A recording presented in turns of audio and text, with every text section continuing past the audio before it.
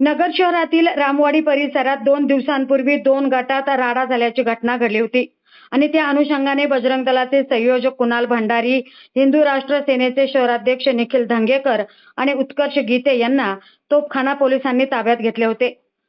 त्यानंतर प्रतिबंधात्मक कारवाई करून अटक केलेल्या कुणाल भंडारीसह दोघांची न्यायालयाने अटी शर्तींवर सुटका केली आहे. या संदर्भात आता आपल्याबरोबर फोन लाईनवर जोडले गेले आहेत ॲडव्होकेट जय भोसले. सर नमस्कार. न्यूज 24 घडामोडीमध्ये आपलं स्वागत. कुणाल भंडारी, निखिल धंगेकर आणि उत्कर्ष गीते यांना तोफखाना पोलिसांनी अटक करून आज न्यायालयात हजर करण्यात आले होते. तिघांच्या वतीने आपण न्यायालयात युक्तिवाद केला होता. न्यायालयाने या तिघांना कोणत्या अटी शर्तींवर सोडण्यात आलंय?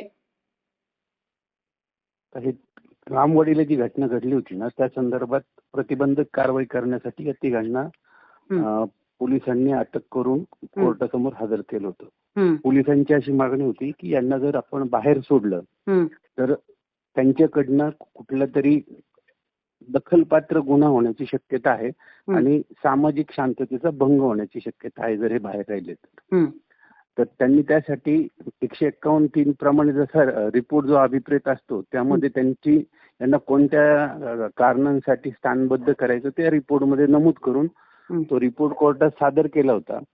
त्या रिपोर्टवर सरकार पक्षाने युक्तिवाद केला, आम्ही देखील त्याच्यावर युक्तिवाद केला. मग दोन्ही बाजूचा युक्तिवाद ऐकल्यानंतर कोर्टाचं असं मत झालं की यांना स्थानबद्ध करायची काही आवश्यकता नाही.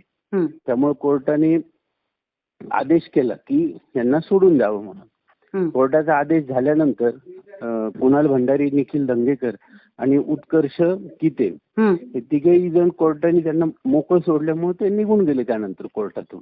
त्यामध्ये फरार होण्याचं किंवा निघून जाण्याचं कुठलंही काही त्याच्यामध्ये कारण नाही. पण सर, नगर शहरात सोशल मीडियावर अशी चर्चा आहे की कुणाल भंडारी हे न्यायालयाच्या परिसरातून पोलिसांच्या हाताला झटका देऊन पळाले, अशी बातमी प्रसारित होती. काय हे खरं आहे का? काय मत आहे तुमचं यावर? तशी कुठलीच गोष्ट झालेली नाही. पोलिसांनी जे रिपोर्ट सादर केला होता तो कोर्टाने अमान्य केलं की यांना स्थानबद्ध ठेवायचं, म्हणजे 14 दिवसाची कस्टडीत ठेवायचं असं पोलिसांनी विनंती केली होती कोर्टाला.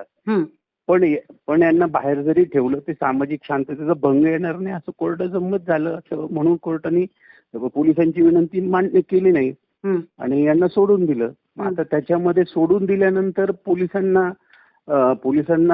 पोलिसांच्या ताब्यातून पळून जाण्याचा कुठलाही प्रश्न येत नाही ना. कोर्टाने ऑर्डर केल्यानंतर ते रितसरपणे कोर्टातून निघून गेलेले आहेत. आणि दुसरी गोष्ट म्हणजे जर त्यांना कुठेही जर अटक करायची असती किंवा काय करायचं असतं ते ऑलरेडी पोलिसांच्या कस्टडीत होते, पोलिसांनी त्यांना न्यायालयासमोर हजर केलं होतं, तर पोलिसांना यांना पुन्हा ताब्यात घ्यायचं असतं किंवा कस्टडीत ठेवायचं असतं तर कोर्टात ते अर्ज सादर करू शकले असते ना की आम्हाला यांना दुसऱ्या गुन्ह्यामध्ये चौकशीसाठी घ्यायचंय किंवा यांच्याकडे चौकशी करायची. त्यांनी कुठेही काही चौकशी वगैरे काही तसं काही चौकशीसाठी तसं काही अर्ज वगैरे कोर्टात दिलेला नाही त्या दिवशी, म्हणजे आजच्या दिवशी. त्याच्यामुळं पोलिसांना यांना आज रोजी ताब्यात ठेवण्याचं कुठलंही संयुक्तिक कारण नव्हतं ना. पण सर, कुणाल भंडारी यांना आता 307 गुन्ह्यामध्ये किंवा 302 मध्ये अटक करणार आहे अशी देखील नगर शहरात चर्चा आहे. काय त्यांना अटक होऊ शकते का? काय सांगाल? हे बघा, कुठल्याही व्यक्तीने जर गुन्हा केलेला असेल, त्याच्या गुन्ह्याशी जर संबंध असेल तर पोलिसांकडे तसा पुरावा उपलब्ध असेल तर पोलीस त्याला लगेचच अटक करू शकतात दखलपात्र गुन्ह्याच्या संदर्भात. जर आपण 307चा गुन्हा म्हणतात तर त्या संदर्भात जर पोलिसांच्या ताब्यात कुणाल भंडारी काल स्वतःहून गेला होता चौकशीसाठी, तर पोलिसांनी त्याला प्रिव्हेंटिव्ह ऍक्शन खाली आज कोर्टापुढे हजर केलं होतं. बरोबर आहे की नाही? मग जर पोलिसांकडे त्याला 307च्या गुन्ह्यामध्ये अटक करण्या इतपत पुरावा असता तर पोलिसांनी आजच त्याला त्या गुन्ह्यामध्ये अटक करून कोर्टापुढे हजर केलं असतं ना. ज्या अर्थी पोलिसांनी त्याला आज हजर केलं नाही त्या गुन्ह्याच्या संदर्भात, याचाच अर्थ असा होतो की त्या गुन्ह्याच्या संदर्भात कुणाल भंडारीचा कुठलाही सहभाग असणे इतपत पुरावा पोलिसांकडे आज पावेतो नाही. त्यामुळे त्याला त्या गुन्ह्याच्या संदर्भात अटक केलेली नव्हतं.